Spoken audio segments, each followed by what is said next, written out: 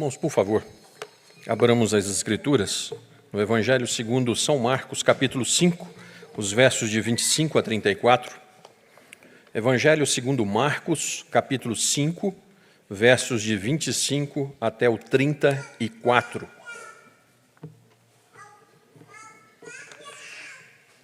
De forma alternada, irmãos, nós leremos Evangelho de Marcos, capítulo 5, versos de 25 até o 34,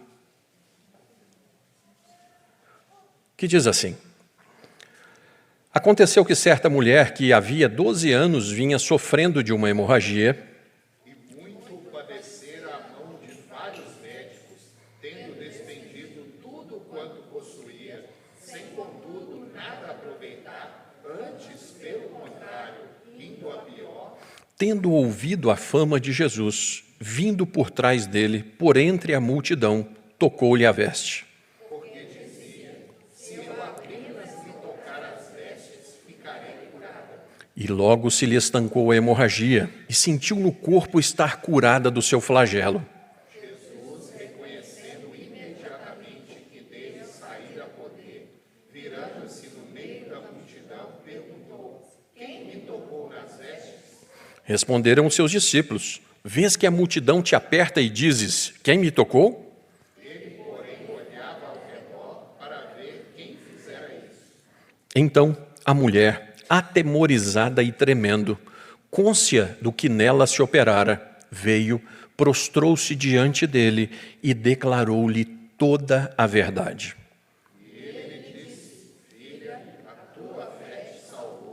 Vai-te em paz e fica livre do teu mal. Irmãos, o reverendo Ricardo, na consagração dos elementos, ele orou e falou a respeito da correria que nós estamos vivendo nos nossos dias. Conta-se uma história, de um garotinho, um pai que trabalhava muito. O pai levava trabalho para casa e, aos finais de semana, o pai estava ainda no escritório. E o garotinho, muito esperto, corre daqui, corre de lá, corre daqui, corre de lá. Pai, eu quero falar com você. Não, meu filho, não posso, papai está trabalhando. E corre, pai. E aí ele diz assim: pai, quanto que o senhor ganha? Aí ele falou assim: ah, meu filho, nem sua mãe sabe. Ganho tanto, para ficar livre do menino. E o menino sumiu. O menino sumiu 1 mês, o menino sumiu 2 meses, 3 meses. E aí o pai está trabalhando no final de semana, o menino chega: pai, assim, eu falo: mas, meu filho, o papai está trabalhando, o papai não pode parar agora. Aí o menino falou assim: hoje o senhor pode. Aí ele pegou o cofrinho, bateu em cima da mesa, espalhou aquele monte de nota amassadinha com dinheiro e falou assim: hoje eu posso comprar 1 hora do tempo do senhor para o senhor me ouvir. Vamos orar, irmãos? Senhor nosso Deus, nós somos a tua igreja. E nós temos vivido sem tempo, Senhor. Nós temos vivido sem tempo para a melhor coisa da nossa vida. Temos vivido sem tempo para amar o Senhor, para adorá-lo. Temos vivido sem tempo, ó Deus, para a melhor coisa que o Senhor nos deu, que é a nossa família. Temos vivido sem tempo para nós, ó Deus, para a nossa vida. Nós temos vivido em prol de quê, Senhor? Mas nessa manhã o Senhor nos fez vir à tua casa para tratar conosco. Que o Senhor fale com o teu povo, ó Deus. Por favor, ó Deus, que o Senhor fale com o teu povo, em nome de Jesus. Amém. Irmãos, ontem nós estávamos falando com a UPA da nossa igreja e eu fiquei olhando para aqueles meninos, TV de plasma. Se nós falássemos para alguns ali, sobe lá na laje, vira a antena para lá, vira para cá, coloca uma buchinha de bombril, mais para cá, para aí, volta. Agora vai no seletor e naquela rodinha de dentro, mexe para lá, para cá, tá. Eles iam ficar olhando, falando assim: o que é isso? Disca lá no telefone para o seu avô. Discar no telefone? Se nós fôssemos pedir assim, escreve uma carta, escrever carta. Irmãos, nós voamos a jato. Nunca foi tão fácil. Hoje uma pessoa pode fazer uma economia e voar. Tem passagens de R$90 em promoções relâmpagos. As pessoas andam a jato. Nós vamos para o shopping e as escadas são rolantes. Os nossos carros não tem mais manivela para subir o vidro. São botões. Aliás, nós não estamos nem passando mais marcha, porque é caminho sem volta o carro hidráulico ou automático. Não era para que as nossas vidas tivessem muito mais tempo hoje do que tínhamos há 20 anos. Mas você tem certeza que está faltando tempo. Você tem certeza que está faltando tempo. Qual que é o contexto do texto quando Jesus fez essa cura? Nos versos de 1 a 20, Jesus atravessa o mar da Galileia e, chegando na terra dos Gadarenos, ele liberta aquele homem possesso. A população da cidade, ao invés de acolher Jesus, aquela população toma a pior de todas as atitudes que um ser humano pode tomar. Você pode ler, por favor, 5:17? 5:17? Leiam, por favor, irmãos.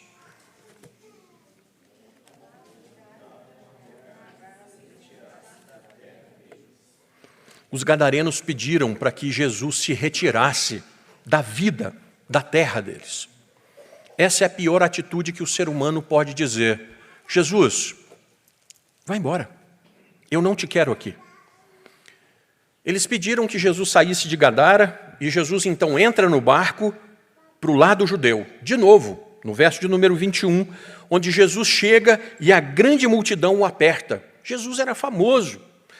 Se nós voltarmos no verso 4:36, nós veremos que Jesus fora para Gadara justamente por causa dessa multidão. Uma multidão que estava atrás de Jesus apenas pelas bênçãos. Mudou alguma coisa, irmãos? Desde que o homem é homem, a matéria é a mesma. Está todo mundo interessado no Jesus para encher o bolso, para curar, para trazer a pessoa amada, para fazer o que for. Mas as pessoas confundem, porque evangelho é boa nova de salvação. Se o Senhor vai curar, se Ele vai dar paz ao nosso lar, isso é outra coisa. Mas o foco do evangelho é perdão de pecados. Então Jesus não quer ser o milagreiro, Ele quer ser reconhecido como aquele que é o Cordeiro de Deus que tira o pecado do mundo. Todos queriam o seu milagre, e Jesus corre da multidão, e Ele volta e a multidão está lá. Mas no verso 5:22, irmãos, 5:22, nós vemos Jairo. Por favor, queridos, leiam o 5:22.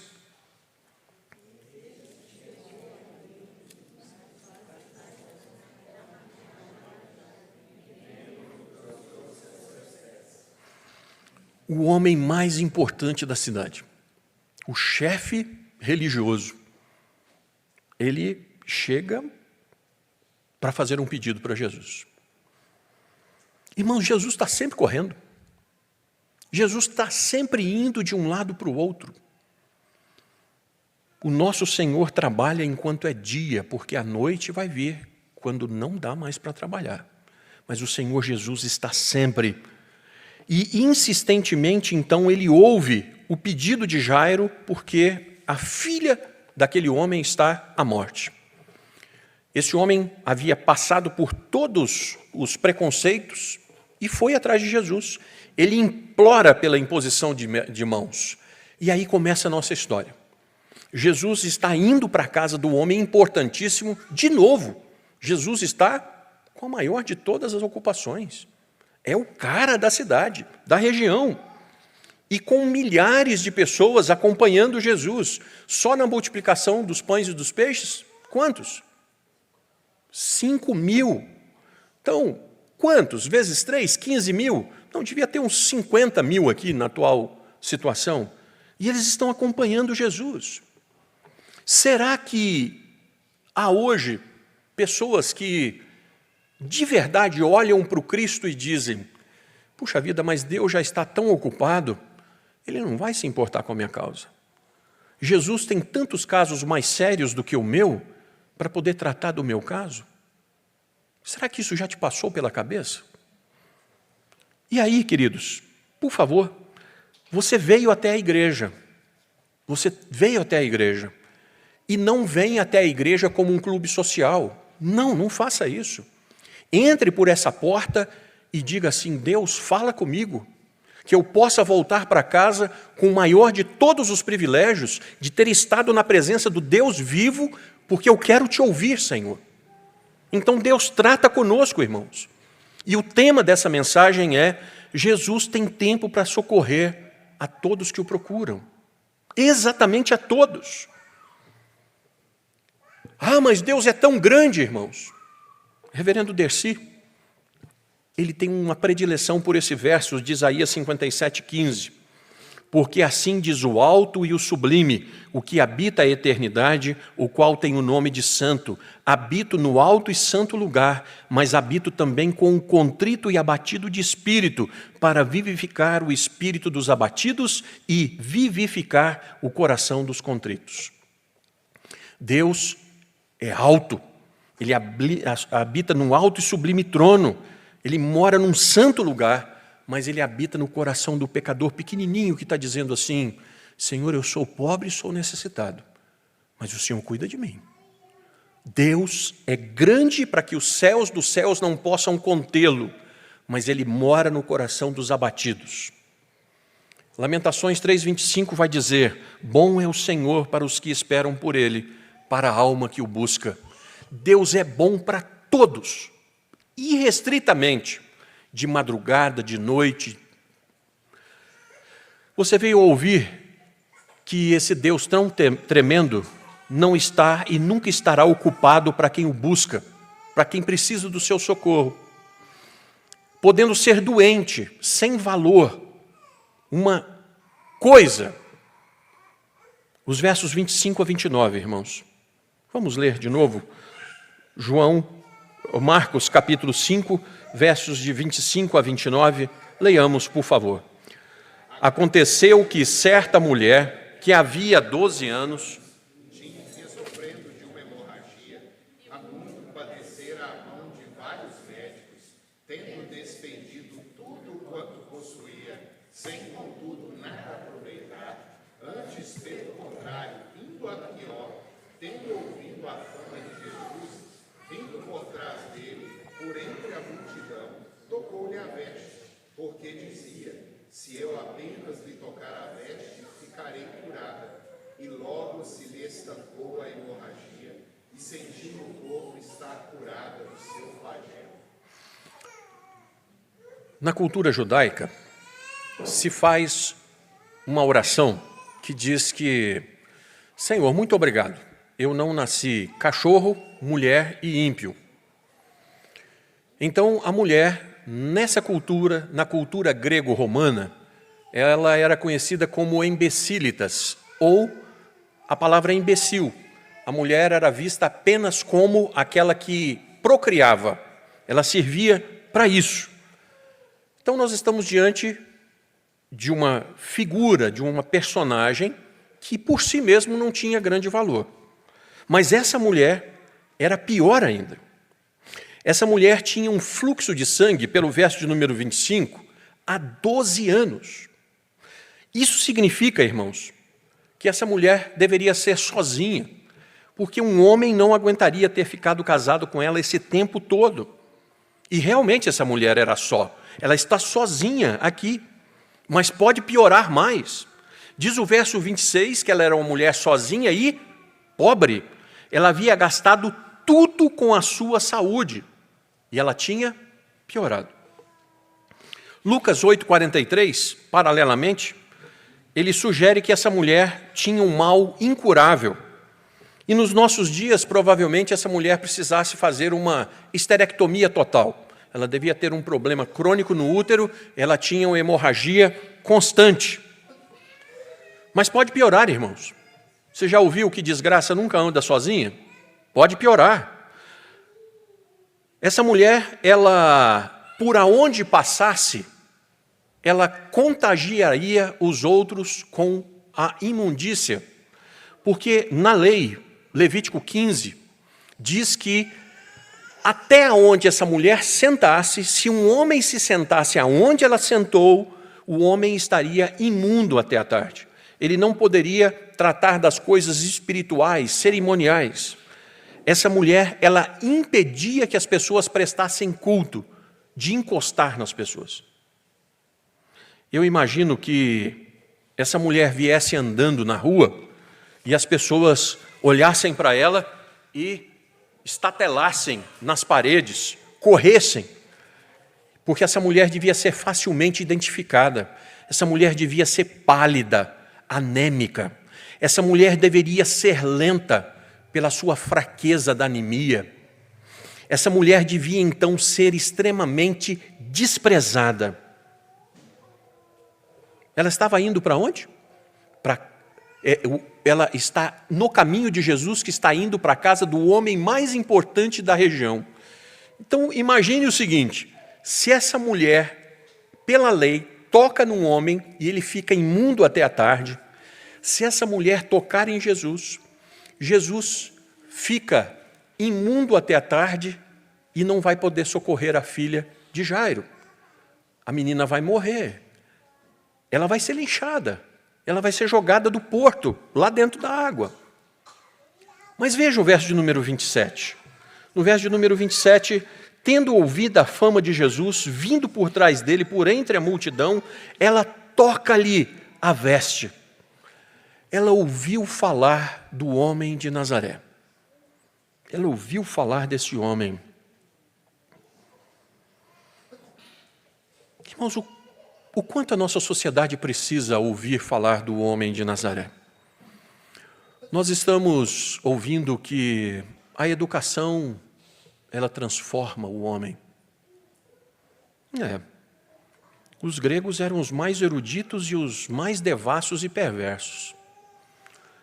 Nós precisamos fazer cadeias para prender as pessoas.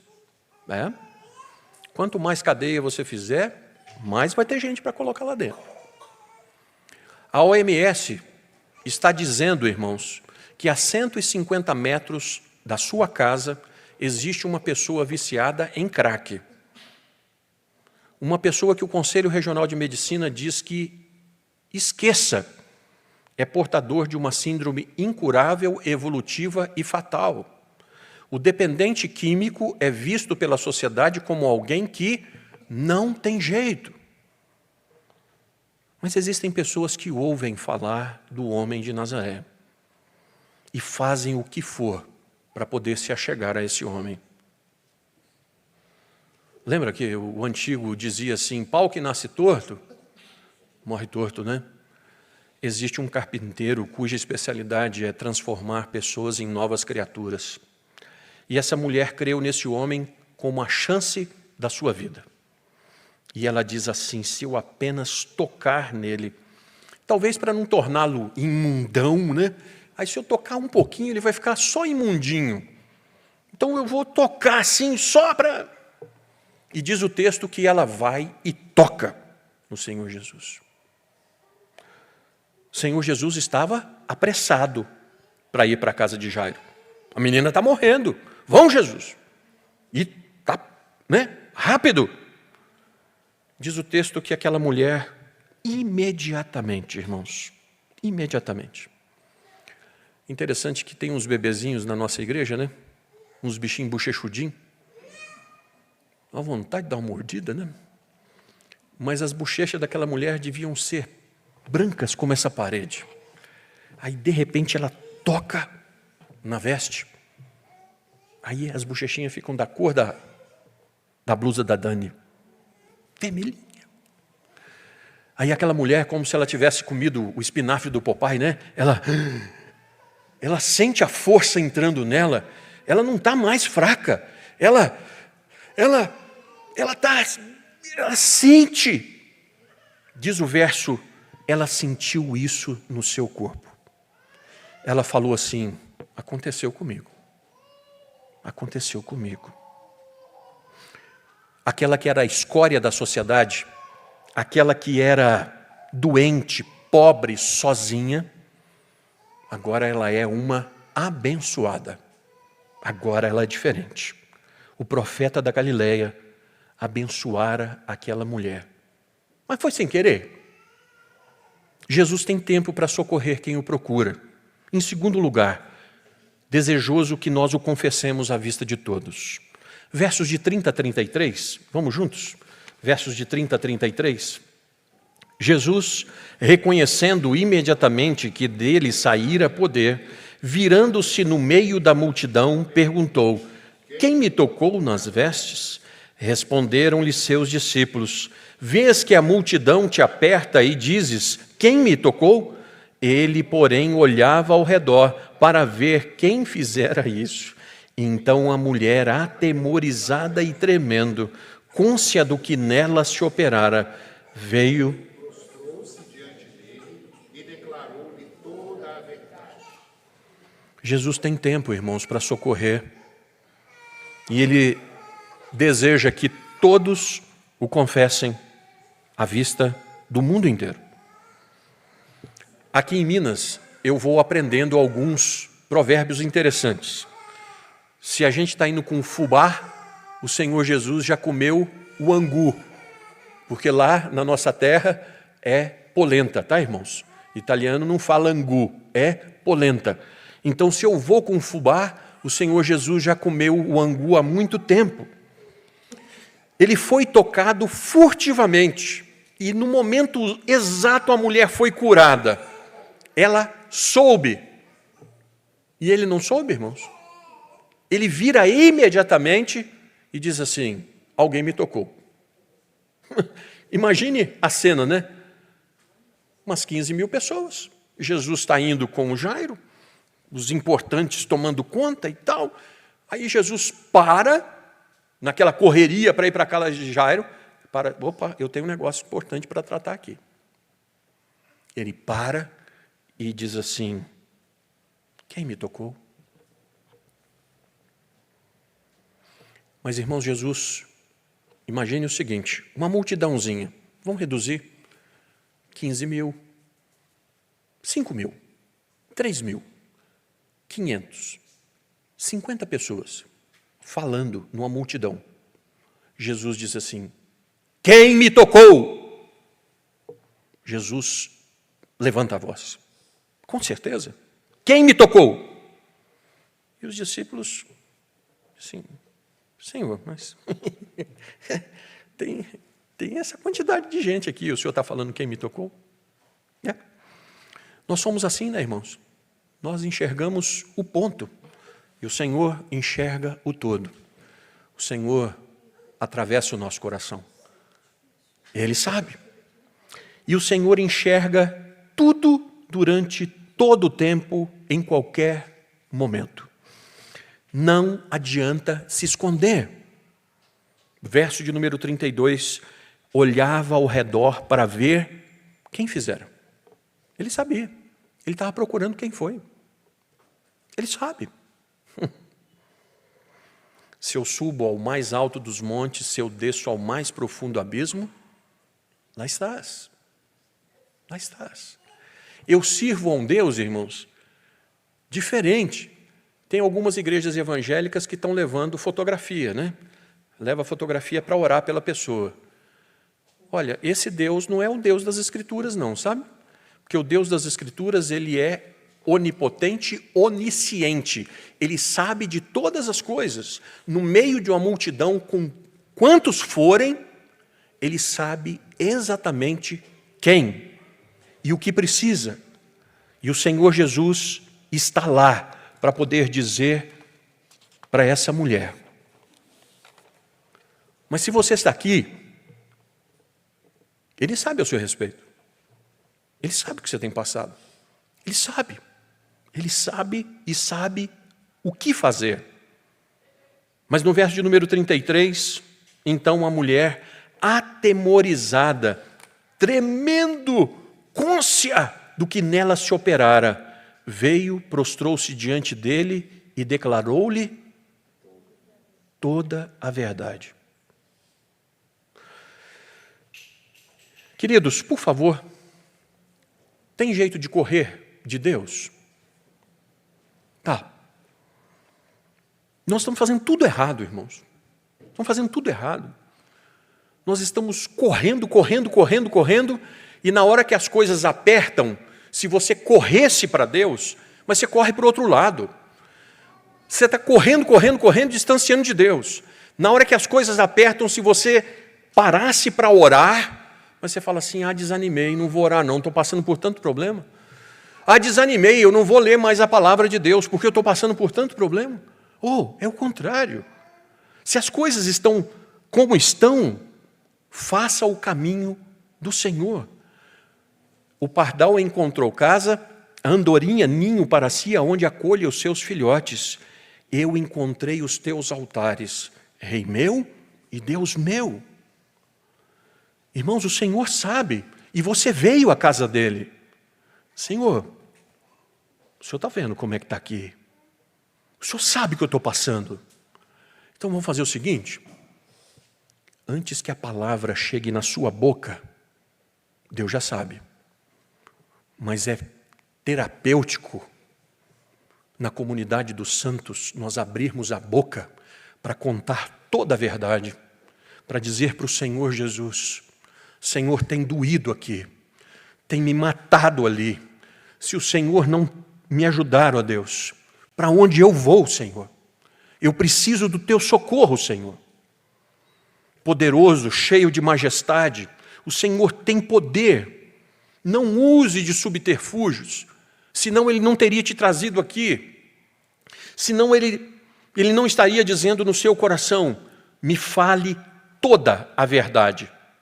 Nós deveríamos, irmãos, rasgar não as vestes, mas rasgar o coração, dizer-lhe tudo. Irmãos, nós temos vergonha de contar pecado para Deus. Senhor, me perdoa os pecados, em nome de Jesus, amém. Então você pede perdão de pecados no atacado, né? Você vai assim, vem.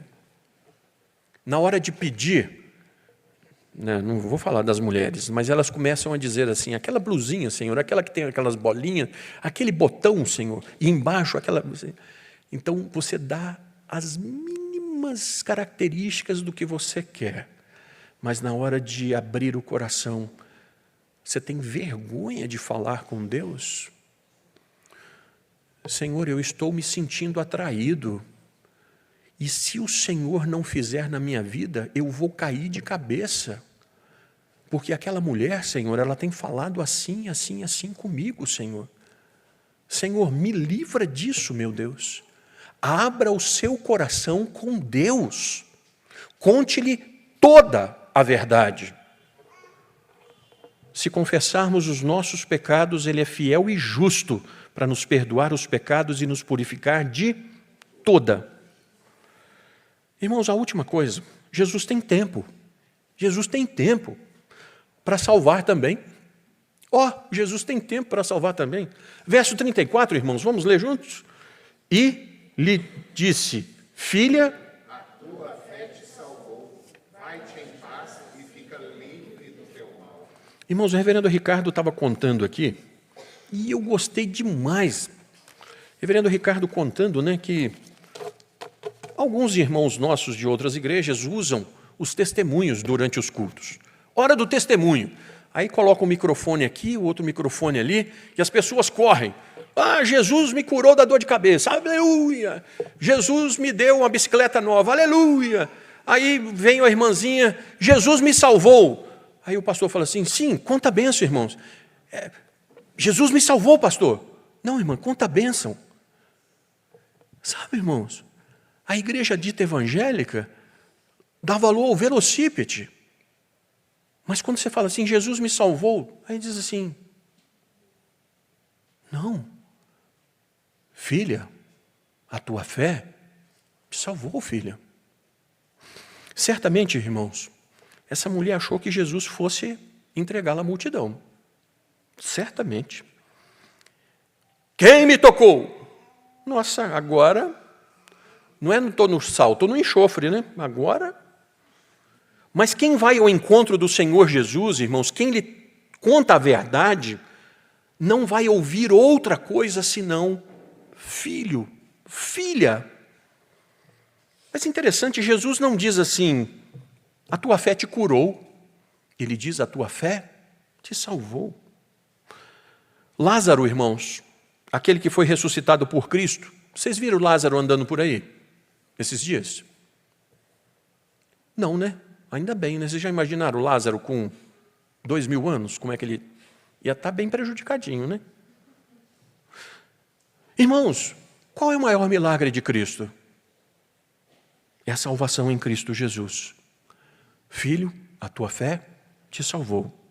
Aqueles que foi dado crer, foi dado se apropriar de promessas indizíveis. E entre as promessas, se Deus quiser, Ele pode curar todas as enfermidades. Pode curar tudo. Então o Senhor dá a bênção da cura física também. E Ele diz, filha, vai-te em paz, fica livre do teu mal. Jesus tem autoridade para fazer isso sobre terra e céu. Bom, irmãos, muito bem. Por que Jesus não ficou imundo quando aquela mulher tocou nele? Era a lei. Sabe por quê, irmãos? Ninguém que se aproxima do Senhor Jesus com a pior de todas as imundícies vai conseguir tirar dele a santidade, o poder e o amor que ele tem por nós. Nós somos esses que podemos ser transformados quando nos achegamos ao Senhor Jesus. Mas, irmãos, eu preciso tratar de alguma coisa aqui, que é o tempo que Jesus tem para fazer.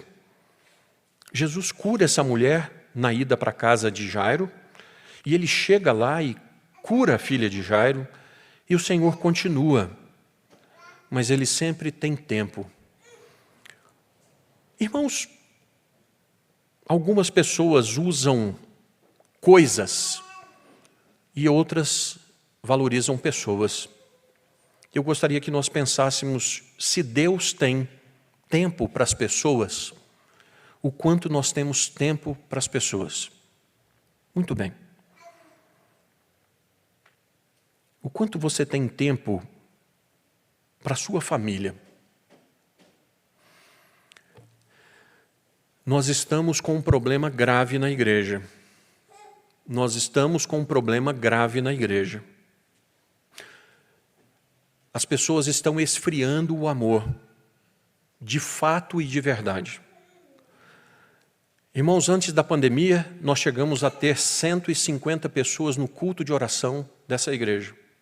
150 pessoas, beirando 150 pessoas. Quantas pessoas nós tínhamos no culto hoje cedo aqui? Daquelas pessoas que têm se achegado à nossa igreja, quantas têm assumido o papel de oração? Pastor, mas eu não tenho tempo. Tá. Às vezes Deus nos coloca numa horizontal, irmãos, para nós aprendermos que temos que ter tempo para buscar Deus.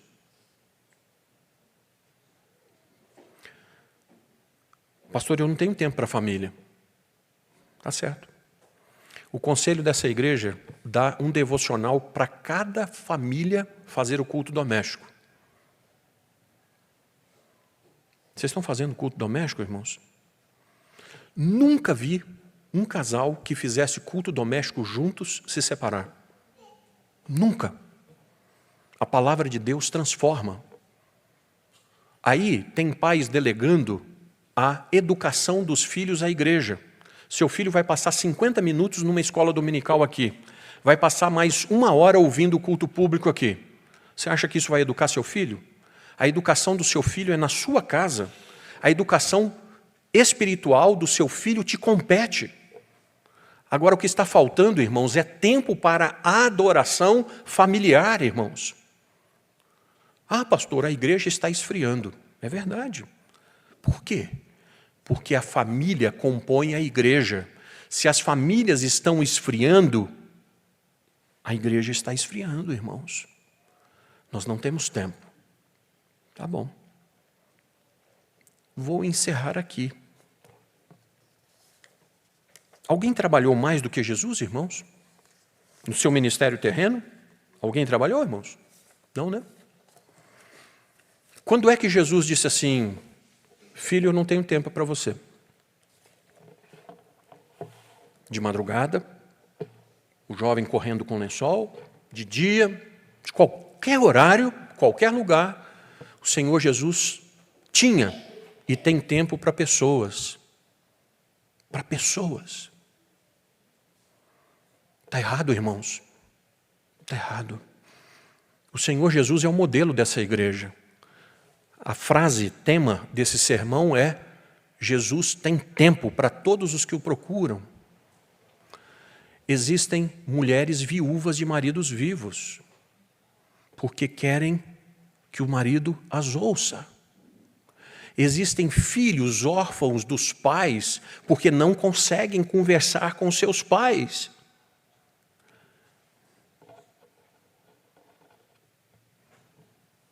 Irmãos, algumas pessoas trabalham muito. Pessoas trabalham muito.